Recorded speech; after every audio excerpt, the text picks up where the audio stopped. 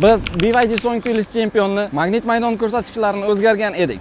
BYD ichida model o'zgarsa, magnit maydon ko'rsatkichlari ham o'zgaradimi? Keling, uni BYD hamda sinab ko'ramiz. Uning 5 ta joyidagi ko'rsatkichlarini qo'limdagi qurilma orqali o'lchab ko'ramiz.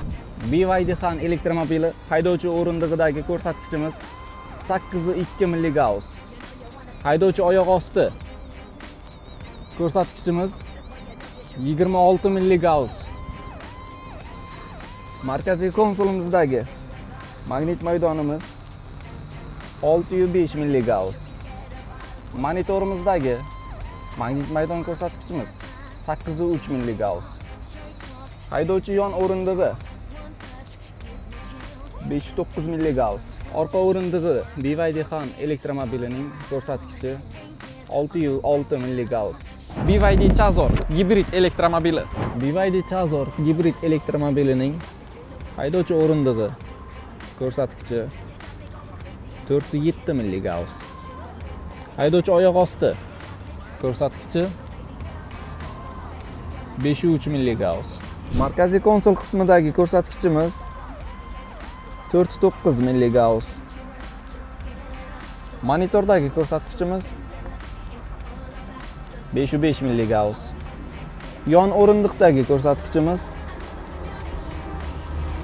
5.2 milligauss. Orqa o'rindiqdagi ko'rsatkichimiz 5.7 milligauss. Hammaning orzusi bo'layotgan BYD Yuan Up elektromobili.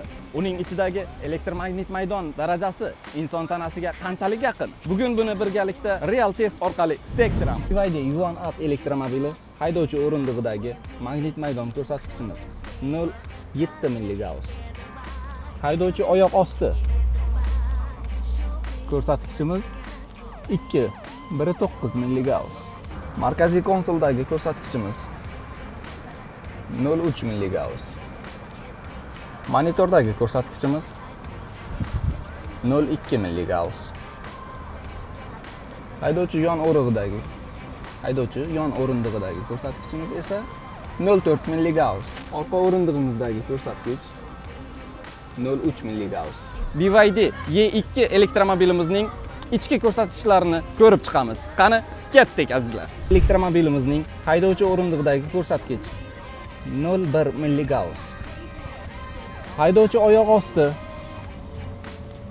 ko'rsatkichi 0.8 milligauss. Markaziy konsolimizdagi ko'rsatkich